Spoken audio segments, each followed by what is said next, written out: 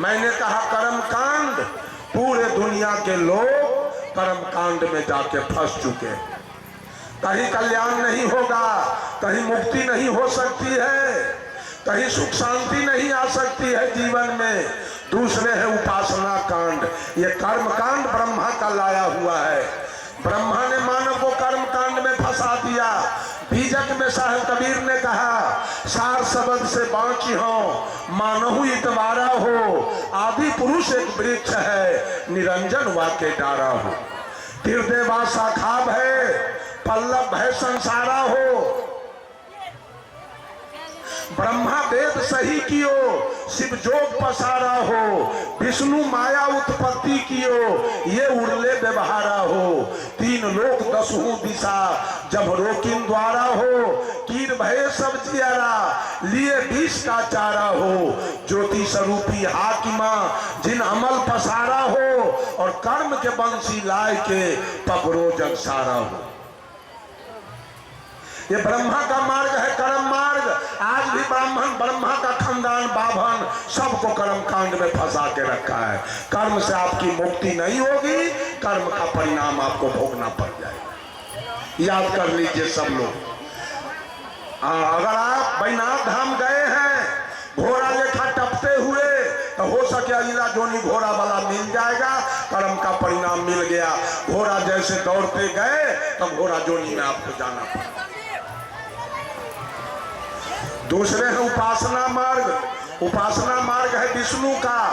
सारे दुनिया के लोग बेटा के लिए, बेटी के लिए, नाती पोता के लिए, दामाद के लिए, गाय भैंसी बकरी के लिए, बेटा के बीमारी के लिए, बेटा के पढ़ाई लिखाई के लिए, नौकरी चाकरी के लिए उपासना करते हैं।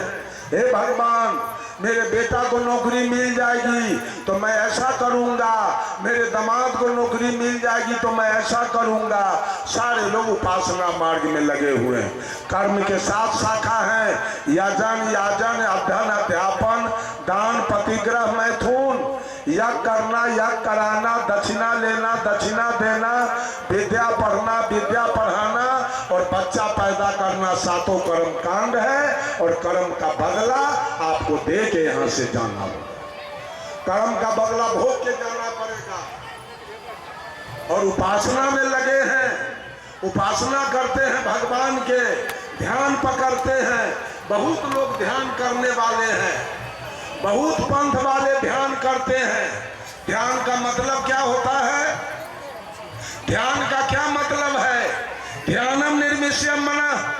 ध्यान का मतलब होता है मन निर्विषय हो जाए, मन निर्विकार हो जाए, मन निर्भर हो जाए, मन निर्मल हो जाए, मन पावन हो जाए, मन पवित्र हो जाए, मन शुद्ध हो जाए, मन कल्याणकारी बन जाए। जो आदमी ध्यान करते हो बीड़ी कैसे पीते हैं, ध्यान करने वाले दलाली कैसे खाते हैं, ध्यान करने वाले घूस कैसे खाते हैं, ध्यान करने वाले गांजा कैसे पीते हैं, ध्यान करने वाले बच्चा कैसे पैदा करते हैं। मैं ध्यानियों से पूछना चाहता हूं कि तुम्हारा ध्यान क्या?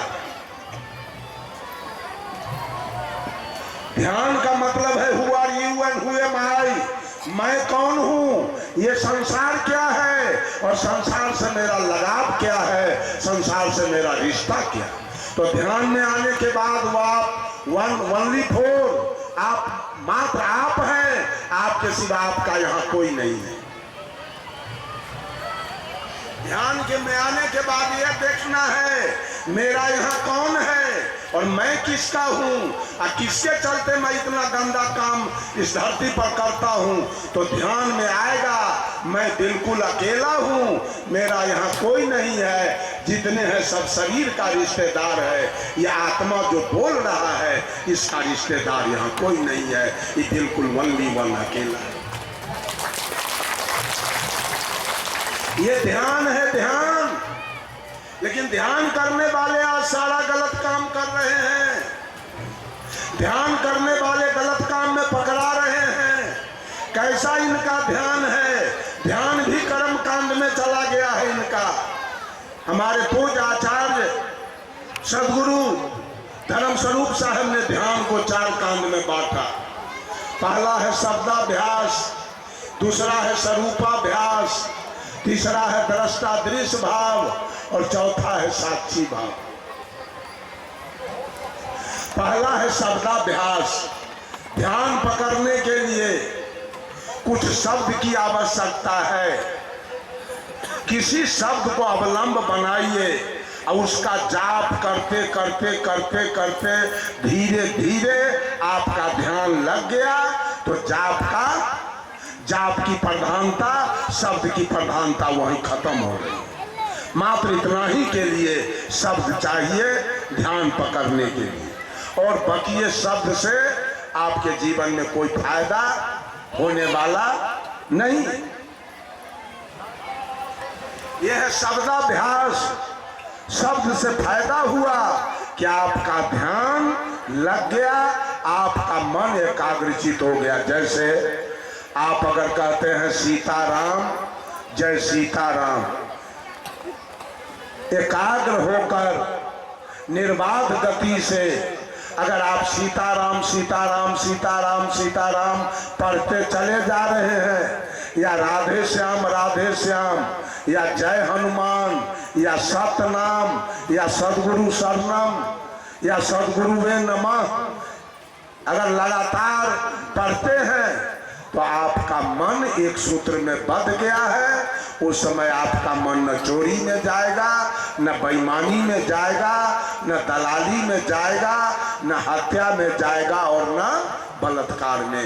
वो एकाग्रचित एक सूत्र में बंधा। लेकिन आप जाप कितना देर करेंगे? बड़ा से बड़ा 1 घंटा करेंगे, या ज्यादा कोशिश कीजिएगा तो 2 घंटा। तो 2 घंटा जाप होगा और 24 घंटा के रात दिन है, तो 2 घंटा जाप होगा और 22 घंटा पाप होगा। तो जाप और पाप मेकअप कर जाएगा। जाप और पाप मेकअप कर गया। एक तरफ 22 है और एक तरफ 2 है, कर जाएगा, मेकअप नहीं कर पाएगा। बंधुओं, जाप का परिणाम है ध्यानास्त हो जाना, और ध्यान में जाके अपने आप को देखना, मैं कौन हूँ, मैं कहाँ से आया हूँ और मेरा यहाँ कौन है, मैं किसका हूँ और फिर मुझे जाना कहाँ है। ये बात देखना है ध्यान की दूसरी प्रक्रिया है स्वरूपाभ्यास। आज आपके मन में है कि आज मैं पत्नी को मारूंगा, आज मैं बेटा को मारूंगा, बेटी को मारूंगा, आज मैं फलाने आदमी का चीज चुरा लूंगा, आज फलाने आदमी से दलाली लेना है। लेकिन अगर ध्यान में किसी महापुरुष के स्वरूप का ध्यान आपने किया है, मान लीजिए सदगुरु कबीर के स्वरूप का ध्यान आपने किया है, आपके ध्यान में सदगुरु कबीर का तस्वीर आया है, आपके ध्यान में बुद्ध के तस्वीर आपके ध्यान में आया है। बोलिए, जब ऐसा महापुरुष का तस्वीर आपके ध्यान में आ जाए तो पत्नी पर हाथ उठेगा मारने के लिए, उसके बाद चोरी में जाने के लिए मन करेगा, दलाली में जाने के लिए, घूस में जाने के लिए, हत्या करने के लिए, बलात्कार करने के लिए आप जाएंगे? नहीं जा पाएंगे। सब लोग, औरत हो या मर्द, सब लोग कान खोल के सुन लीजिए। जिस समय मन में क्रोध आवे, जिस समय मन में लोभ आवे, जिस समय मन में ईर्ष्या आवे, उस समय तत्काल किसी महापुरुष को याद कर लेना। जिस समय मन में किसी प्रकार का विकार आ जाए, किसी महापुरुष के स्वरूप को याद कर लेना, वो विकार तुरंत आपके अंदर से भाग जाएगा। वो रहने मान लिया जाए कि क्रोध आ गया है और सदगुरु कबीर के तस्वीर का ध्यान आपके दिमाग में आ गया, उस समय क्रोध काम करेगा कि क्रोध भाग जाएगा? रहेगा, क्रोध भाग जाएगा तुरंत। आपके परिवार में कोई अप्रीहेंशन नहीं होगा, कोई खून खराबी नहीं होगा, कोई पुलिस दरोगा नहीं आएगा, कोई रुपया पैसा आपका खर्च नहीं होगा और कोई बेइज्जती आपकी नहीं होगी। सब लोग इस बात को गिरा पार लीजिए, जिस समय मन में विकार आवे किसी महापुरुष का ध्यान कर देना, स्मरण कर लेना, वो विकार तुरंत आपके दिमाग से भाग जाएगा और आपका परिवार सुरक्षित रह जाएगा। कोई अप्रीहंसन आपके परिवार में नहीं है। ये ध्यान की दूसरी प्रक्रिया है स्वरूपाभ्यास। किसी महापुरुष के स्वरूप को अपने ध्यान में देख लीजिए। और तीसरा है दृष्टा दृश्य भाव। जो दिखाई दे रही है, जो आंख से दिखाई दे रही है वो दृश्य है, और जो देख रहा है वो दृष्टा है। ये सूरज, ये चंद्रमा, ये तारा, ये धरती, ये आसमान, राम के समय, कृष्ण के समय, बुद्ध के समय, सदगुरु कबीर के समय यही सूरज था कि दूसरा?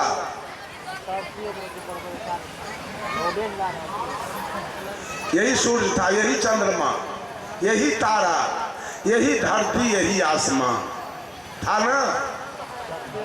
आज भी वही है कि बदल गया? आज भी वही है। राम किधर गए, कृष्ण किधर गए, बुद्ध किधर गए, महावीर किधर गए, दयानंद विवेकानंद किधर गए, सदगुरु कबीर किधर गए? किधर गए? ठीक उसी प्रकार से यही सूरज, यही चंद्रमा, यही तारा, यही धरती, यही आसमान रहेगा। लेकिन जितने लोग बैठे हैं ये सत्संग स्थल पर और मंच पर, वो रहेंगे नहीं। इनको नहीं रहना है। दृश्य रहेगा, दृष्टा नहीं रहेगा। दृष्टा को आना और जाना है, दृश्य ज्यों का त्यों पड़ा रहेगा। ये ध्यान की तीसरी प्रक्रिया है। ये अगर आपके दिमाग में आ गया कि सब ज्यों का त्यों पड़ा रहेगा, हम नहीं रहेंगे, तो आपके दिल में धैर्य हो जाएगा, आपके दिल में संतोष हो जाएगा। क्यों मैं बेकल होके मर रहा हूँ? ये दुनिया अनादि काल से ऐसे पड़ा हुआ है। सारे लोग आए और सारे लोग चले गए। आई धरती, आसमान, सूर्य, चंद्रमा ज्यों के त्यों आज तक पड़ा है। मैं क्यों बेकल होके मर रहा हूँ इसके चलते? मैं क्यों? तब आपकी भक्ति और बढ़ेगी और पक्की हो जाएगी जब ध्यान में ये विषय आपके दिमाग में आ जाए तब। और चौथा है साक्षी भाव। साक्षी माने क्या होता है? गवाही। आप आए मां के गर्भ से इस धरती पर, आप आए, आप क्या कर रहे हैं यहाँ आकर? आप क्या कर रहे हैं? ये जीव सो गया है, अब मन बन गया है मालिक और तन बन गया है गुलाम।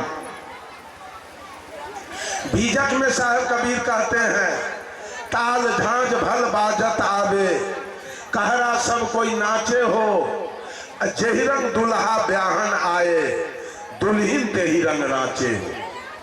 जब दुल्हा जाता है विवाह करने तो दुल्हा की गाड़ी सजी रहती है, दुल्हा का मौरी सजा रहता है, दुल्हा का पूरा शरीर सज के तैयार रहता है, कपड़ा वस्त्र सजा हुआ रहता है।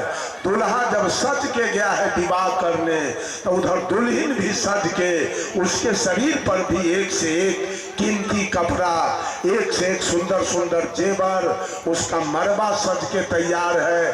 दरवाजे पर डेकोरेशन लगा हुआ है। जिस रंग में दुल्हा गया है विवाह करने उसी रंग में उधर दुल्हन तैयार है। दुल्हा गया है दुल्हन से जिस रंग में हाथ मिलाने, दुल्हन भी उसी रंग में दुल्हा से हाथ मिलाने के लिए तैयार है। अर्थात साहब कबीर का कहना है, जिस रंग में मन रूपी दुल्हा उसी रंग में तन रूपी दुल्हन। जो जो मन रूपी दुल्हा चाहा है वही काम तन रूपी दुल्हन किया है। दुल्हा चाहा खैनी खाएंगे तो दुल्हन तैयार करना शुरू कर दिया। दुल्हा चाहा चोरी में जाएंगे आई शरीर रूपी दुल्हन अगर नहीं जाती तो चोरी नहीं होता। दूल्हा चाहे मांस खाएंगे, आई दुल्हन कसैया के पास नहीं जाती तो मांस खरीदा के नहीं आता। दूल्हा चाहे दलाली मारेंगे, आई दुल्हन नहीं जाती वहाँ तो दलाली चोरी डकैती नहीं होता। जीवन में जो जो दूल्हा चाहा वही काम दुल्हन किया, अर्थात मन बना है मालिक, तन बना है गुलाम, और ये मालिक और नौकर के गुलामी चल रही है। आज जीव बेचारा सोया हुआ, ये जीव सोया हुआ है, मालिक मन बना है, तन गुलाम बना है। यही तन मन की गुलामी चल रही है दुनिया में, जिसके कारण आप जाके देखिए जेल सब भरा हुआ है, जेल भरा हुआ है तन मन के गुलामी में। अगर ज्ञान की गुलामी चलती तो जेल में एक भी आदमी नहीं होता, जेल बनता नहीं, कोर्ट कचहरी बनता नहीं, थाना बनता नहीं, बम बारूद पिस्तौल रिवाल्वर बंदूक बनता नहीं, हॉस्पिटल बनता नहीं। ये पूरे दुनिया में मन की गुलामी। मन ने आपको बीड़ी पिलाया, मन ने आपने सिगरेट पिलाया, मन ने आपको गांजा पिलाया, मन ने आपको चोरी में ले गया, मन ने आपको दलाली में ले गया, मन ने आपको हत्या में ले गया, मन ने आपको बलात्कार में ले गया, मन ने आपको जेल में ठुसवा दिया, मन ने आपको फांसी पर लटकवा दिया, मन ने आपको भाला भोंकवा दिया, मन ने आपको गोली से भुजवा दिया। सारा काम किसका है? इसी मन का है। Plus minus equal to, plus minus equal to minus. ये मन हमेशा माइनस की ओर चलने वाला, हमेशा घाटा की ओर चलने वाला। अब मन से अगर तन को आपने प्लस कराया, अर्थात मन से तन को जोड़ दिया, तो ये मन तन को कहां ले जाएगा? हड्डी हड्डी तोड़वा देगा। ये मन ही तन को हड्डी हड्डी तोड़वा देगा, जेल में ठुसवा देगा, भाला भोंकवा देगा, सारा कर्म कर देगा। Minus minus equal to plus. मन जो घाटा में जा रहा है तन को माइनस कर दीजिए मन से, अर्थात मन जहां जाए वहां तन को मत जाने दीजिए, इजकल टू प्लस। तब आप मुनाफा में चले जाएंगे, तब आपके जीवन में सुख शांति आ जाएगी। ये सारे लोग उपासना कांड में लगे हैं, भगवान से कुछ मांग रहे हैं, भगवान हमको कुछ दे दो। दे दिया क्या? ये विष्णु का मार्ग है उपासना। उपासना मार्ग विष्णु का है। तीनों भाई मिल के दुनिया को फंसाया है। उपासना मार्ग विष्णु का है। अब उपासना का भी 7 शाखा है। शुभ इच्छा, शुभ विचार, तनु मानसा, तत्वापदी, अधोपदी, भावनी और तुरिया। सारे लोग उपासना मार्ग में लगे हुए हैं कुछ पाने के लिए। ये विष्णु ने फंसाया। और तीसरा है जोग कांड। इसके मालिक है महादेव जी। महादेव जी लोगों को जोग कांड में फंसा दिया। आज सारे धर्म धुरंधर लोग, धर्माधिकारी लोग जोगी बन के घूम रहे हैं, पूरे देह में राख लगाया है। कोई मौनी बाबा बना है, कोई थ्रेसरी बाबा बना है, कोई फलहारी बना है, कोई निर्जली, कोई दिगंबरी, कोई खाकी, कोई नीराहारी, कोई दूधाहारी, कोई पत्र पुष्पाहारी बन के बैकुंठ जाने के लिए घूम रहे हैं। कोई जेठ महीना पंचाग्नि कर रहा है, जेठ महीना 5 गो घूरा फूक के अब बाबाजी लोग बीच में बैठ रहा है। पूष महीना जल शयन कर रहा है, कोई शूल शयन कर रहा है, कोई भादों में जाके अरण्य निवास कर रहा है, कोई प्राण को ब्रह्मांड पर चढ़ा रहा है, कोई नेति धोती करके आंख साफ कर रहा है। ये जोग क्रिया में सारे लोगों को महादेव जी ने फंसाया। तीनों भाई का काम देख लीजिए। ब्रह्मा ने कर्म में फंसाया, विष्णु ने उपासना में फंसाया और शंकर ने जोग में फंसाया। जोग करने से हमारा कल्याण कभी होने वाला नहीं। हम प्राण को ब्रह्मांड पर चढ़ा ले, इससे हमारी मुक्ति नहीं हो जाएगी। हम नेति धोती करके आंख साफ कर लें, इससे हमारी मुक्ति नहीं होगी। हम बोले नहीं 12 बरस, इससे हमारी मुक्ति नहीं हो सकती है। सारे लोग जोग में, अब महिला सब भी जोग में फंसी है। कहे ना छठ में 3 दिन अन्न नहीं खाती है, ये जोग कांड है। अन्न नहीं खाइए आप, इससे आपकी मुक्ति हो जाएगी, जीवन में सुख शांति आ जाएगी। ये फसौल बात सब करके और सब लोगों को फंसाया गया। जोग से मुक्ति मिल सकती है। साहब कबीर ने जोग का मार्ग बताया। क्या कहा? जोगावे कोई जोगिया जोग जति, जोगावे कोई जोगिया जोग जति। क्या कहा?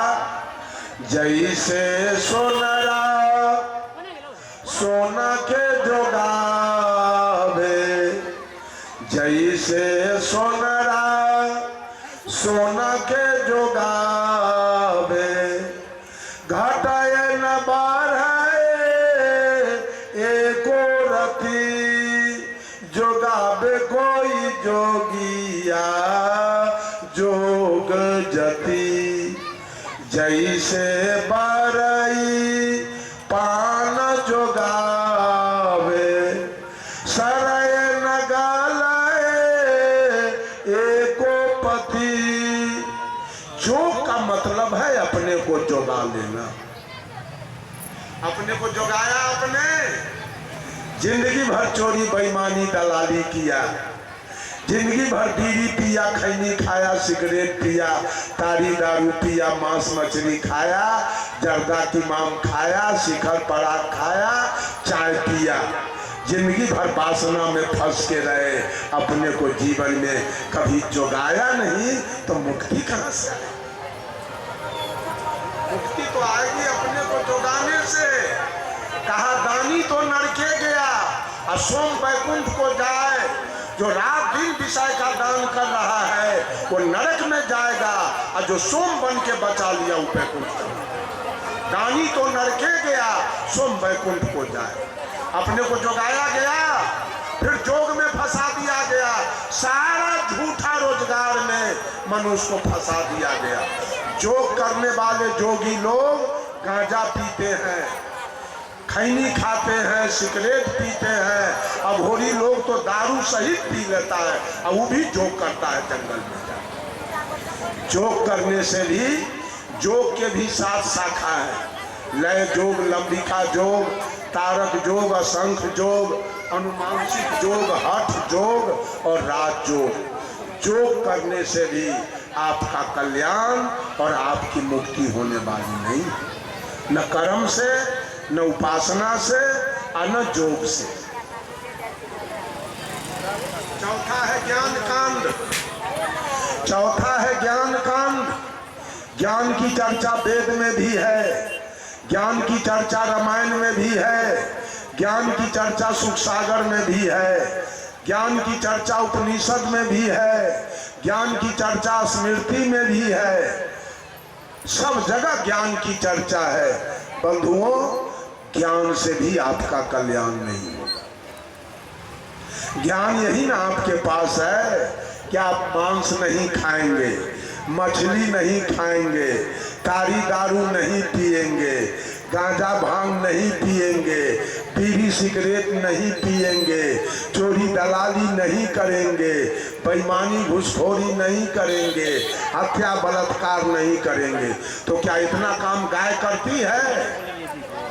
जितना काम मैंने गिना दिया उतना काम गाय करती है, भैंस करती है, हाथी करता है, घोड़ा करता है, गधा करता है, बकरी करती है, भेड़ी करती है, ऊंट करता है।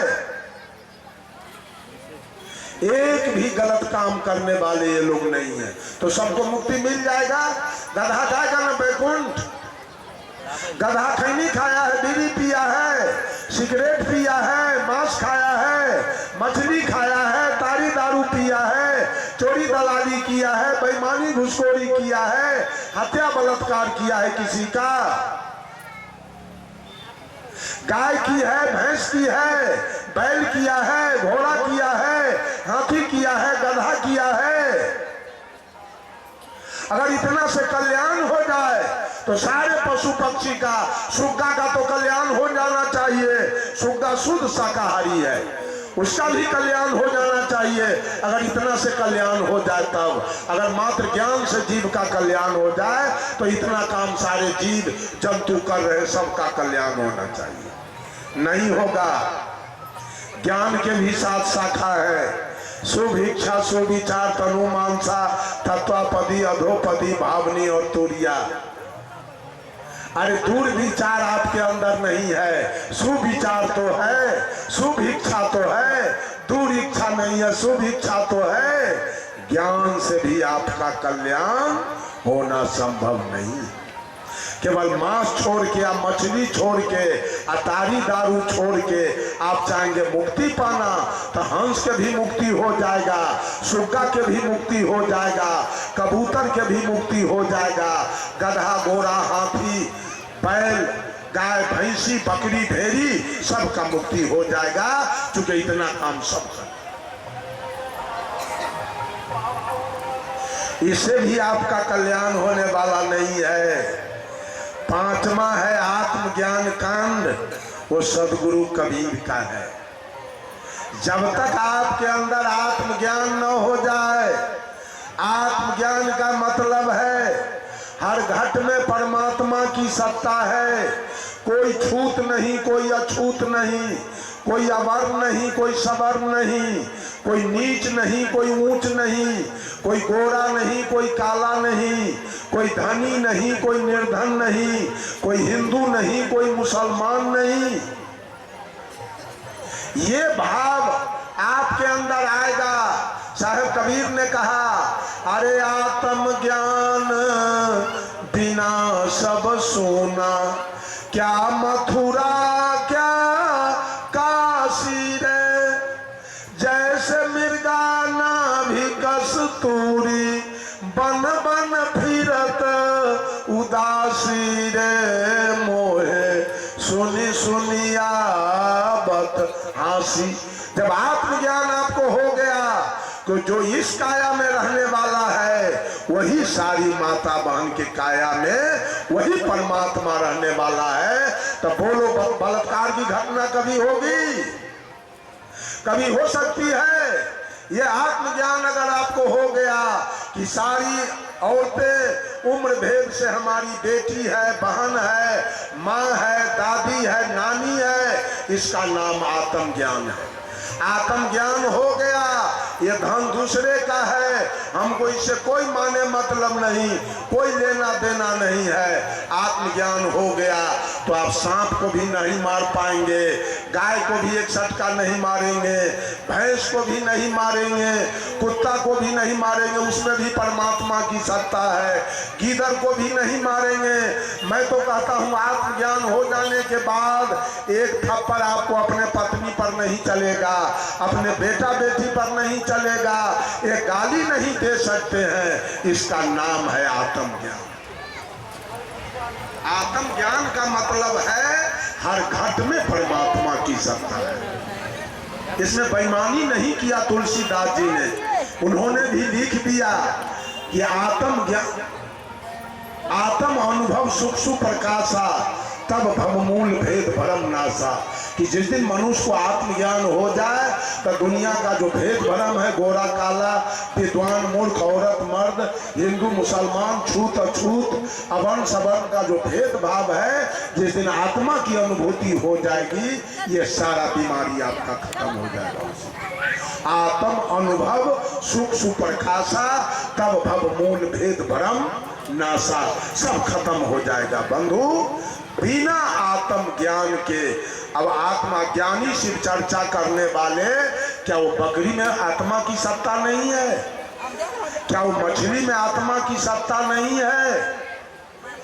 क्या वो गाय में परमात्मा की सत्ता नहीं है? क्या वो भैंस में परमात्मा की सत्ता नहीं है? जब तक वो परमात्मा की सत्ता काया के अंदर है तभी तक आंखें दुनिया को देख रही है, कान दुनिया की बातों को सुन रहा है, नाक सुगंध दुर्गंध ले रहा है, मुंह बोल रहा है, खा रहा है, त्वचा स्पर्श कर रहा है। जिस दिन परमात्मा काया से निकलेगा सारी इंद्रियानी फेल कर जाएगी, ये शरीर डेड बॉडी होगा और श्मशान में जाके जल के रहा। ये अनुभूति कीजिए आप। जिस दिन आत्मा की अनुभूति, परमात्मा की अनुभूति हो जाए तो भाई में कभी बेईमानी नहीं होगी, गोतनी में कभी बेईमानी नहीं चलेगा, सास पुतों की लड़ाई बंद हो जाएगी, साला बहनों का लड़ाई बंद होगा, ससुर दामाद का लड़ाई बंद होगा, जात जात के लड़ाई बंद होगा, जात पर जात की लड़ाई बंद हो जाएगी। सब जगह आत्मा ही आत्मा, परमात्मा ही परमात्मा दिखाई देगा। उसी दिन ये धरती स्वर्ग बनेगी और तो यही धरती बैकुंठ बनेगा। बैकुंठ जाने की जरूरी, साहब कबीर ने कहा नर तू पार उतर कहाँ जई हो, आगे पंथी पंथ न कोई, कूच मकान न पई हो। आ कहे कबीर सुनो भाई साधो, जहाँ के पौध तहीं ठहरई हो। स्वर्ग बैकुंठ का कहीं उपाय बात नहीं है, न उसका कोई चौहदी है। ये ठाक लोग, ये पंडित लोग स्वर्ग नरक का झांसा दे करके और आपसे माल ठग के अपने घर ले जाए। इस ये 3 गुण, इसी 3 गुण में पूरे दुनिया के हिंदू मुसलमान सिख ईसाई सब के सब आके फंस चुके हैं। कौन 3 गुण में? रजोगुण, तमोगुण, सतोगुण। काम क्रोध लोभ, इंगला पिंगला सुख मना, गंगा जमुना सरस्वती, यही 3 गुण में आकर के पूरे विश्व के हिंदू मुसलमान सिख ईसाई पारसी यहूदी औरत मर्द तीनों आके फंस गए। इसलिए कबीर पंथ में 3 बंदगी है और कहीं कोई पंथ में नहीं मिलेगा। एक बार दंडौत, प्रणाम, सलाम, सलाम वालेकुम, नमस्ते, नमस्कार, जय हिंद, जय भारत, जय सिया राम, हरि ओम, good morning, good evening, good night, मात्र एक बार। कबीर पंथ में 3 बार बंदगी दिया गया है। क्यों? कि हम लोग 3 गुण में फंस गए। या तो ब्रह्मा के गुण में है, कामी है, विष्णु के गुण में है, लोभी है, और शंकर के गुण में क्रोधी है। ये 3 गुण में फंसे हैं। तीनों गुण से निकलने के लिए सदगुरु कबीर ने 3 बंदगी दिया। इसलिए कि कर्म भी 3 है, मन से, वचन से और कर्म से। मन का 3 पाप है, ईर्ष्या, द्वेष और अहंकार। वचन का 3 पाप है, गाली देना, झूठ बोलना और निंदा करना। और कर्म का 3 पाप है, चोरी, हिंसा, बेविचार। तो पहली बंदगी हम सदगुरु से करते हैं। सदगुरु आपका चरण छूकर मैं संकल्प लेता हूँ, प्रतिज्ञा करता हूँ, कसम खाता हूँ कि आज से किसी के प्रति अपने मन में ईर्ष्या, द्वेष और अहंकार में नहीं रखूँगा। दूसरी बंदगी करते हैं, सदगुरु आपका चरण छूकर मैं प्रतिज्ञा करता हूँ कि वाणी के द्वारा न मैं किसी को गाली दूंगा, न किसी के साथ झूठ बोलूंगा और न किसी की निंदा करूंगा। और तीसरी बंदगी करते हैं, सदगुरु आपका चरण छूकर मैं संकल्प लेता हूँ, प्रतिज्ञा करता हूँ कि आज से किसी के साथ मैं न चोरी करूंगा, न किसी जीव का हिंसा करूंगा और न किसी के साथ बेविचार करूंगा। ये 3 बंदगी, ये तीनों गुण से निकलने के लिए प्रावधान है। और 3 बीमारी में भी हम लोग फंसे हुए हैं। 3 बीमारी में भी हम लोग फंसे हुए हैं। वो बीमारी है आधि, व्याधि, उपाधि, दैहिक, दैविक, भौतिक। पहला बीमारी है प्राकृतिक। प्राकृतिक दुख में हम लोग जब से माँ के गर्भ से बाहर आए तो प्राकृतिक दुख में फंसे हैं। ये प्रकृति कभी हमारे धान को गलाती है, कभी हमारे धान को सुखा देती है, कभी हमारे गेहूं को सड़ा देती है खेत में, कभी मकई को सड़ा देती है, कभी बाढ़ लाती है, कभी अतिवृष्टि, कभी अनावृष्टि, कभी भूकंप लेके आती है, कभी पत्थर गिराती है, कभी ठनका गिराती है, कभी अगलगी करा देती है।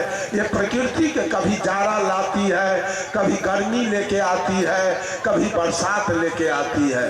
प्रकृति के तरफ से हम सारे लोग दुखी हैं। ये पहला दुख है, इस दुख से भी हमको बचना है।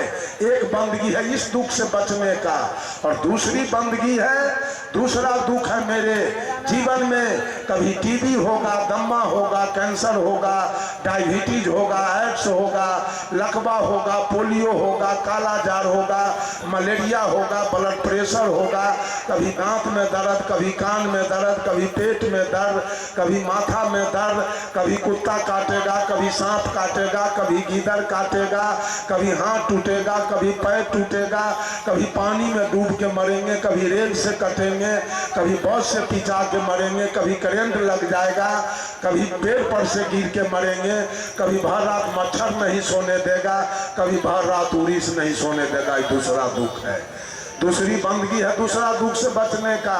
और तीसरा दुख है उपाधि। घर घर में सास पुतोह में झगड़ा, ननद भाभी में झगड़ा, गोतनी गोतनी में झगड़ा, भाई भाई में झगड़ा, साला बहनोई में झगड़ा, ससुर दामाद में झगड़ा, गुरु चेला में झगड़ा, साला बहनोई में झगड़ा, गोतिया दियाद में झगड़ा, पट्टी पटीदार में झगड़ा,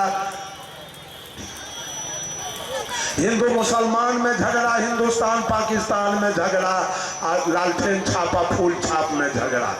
ये तीन दुख हमारे जीवन में है। इन तीनों से बचने के लिए भी कबीर पंथ में तीन बंदगी, साहेब बंदगी, साहेब बंदगी, साहेब बंदगी, ये तीनों दुख से बचने के लिए इस सारा संसार तीन गुण में फंस चुका है। बहुत सारे लोग ब्रह्मा के गुण में हैं तो वासना में पड़े हैं, विष्णु के गुण में फंसे हैं तो लोभ में पड़े हैं, और शंकर के गुण में पड़े हैं तो क्रोध में फंसे हैं। ये तीनों गुण से अगर बचना है तो कबीर का तीन औषधि है। ये तीन औषधि है, ये औषधि से बचेंगे। और नहीं तो कबीर का गुण है आत्मज्ञान, ब्रह्मा का गुण है काम, विष्णु का गुण है लोभ, शंकर का गुण है क्रोध, अद्या का गुण है मोह, निरंजन का गुण है अहंकार, और कबीर का गुण है ज्ञान। आप लोग फैसला कर लीजिए कहां से बचना है,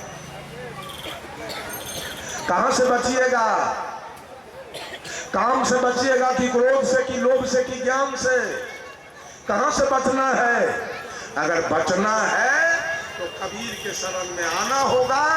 बिना कबीर के किसी का उद्धार होने वाला नहीं है। आप पूरा कागज पर लिख लीजिए। सब लोग कहीं ना कहीं से वेद पुराण की बात करते हैं, रामायण गीता की बात करते हैं, कुरान बाइबिल की बात करते हैं। कबीर अपने अनुभव की बात किया, और विद्वानों ने लिखा, this collection of hymns in various matter contains the most authoritative record of Kabir teaching he teaching neither Nyaya nor Mimamsa, neither Jog nor Sankhya, but is based in original thinking of his own. Kabir का जो मुख्य ग्रंथ बीजक है, जो विभिन्न प्रकार के छंदों का संकलन है, वो न न्याय है, न जोग है, न मीमांसा है, न वैशेषिक है। वो कबीर के अपने चिंतन पर दुनिया के लोग वेद पुराण उपनिषद की बात बोलते हैं, रामायण कुरान गीता की बात बोलते हैं। सदगुरु कबीर अपने अनुभव की बात बोलते हैं, अपने अनुभूति की बात बोलते हैं। किसी का ज्ञान पैंचा लेके साहब कबीर बोलना नहीं चाहते। अगर आपको कल्याण पाना है तो बिना कबीर के कल्याण संभव नहीं लग रहा है। कबीर ने पूरे दुनिया का उद्भेदन कर दिया है, सारे ग्रंथ का उद्भेदन किया है, सारे पंथ का उद्भेदन किया है, और सारे संत का उद्भेदन कर दिया। कौन क्या है और किसने क्या किया, और किसके भक्ति से आपका मुक्ति और आपके जीवन में सुख शांति आएगी, सारा रास्ता को कबीर ने बिल्कुल क्लियर करके दिखा दिया। कहीं कोई पर्दा नहीं है कबीर के बातों में, कहीं कोई शंका नहीं है कबीर के बातों में। कहीं कोई लेकिन परंतु नहीं है कबीर के बातों में। सबको साफ कर दिए साहब कबीर। बंधुओं, आप लोग अगर अपना कल्याण चाहते हैं, इसलिए यहाँ आपका कुछ है नहीं।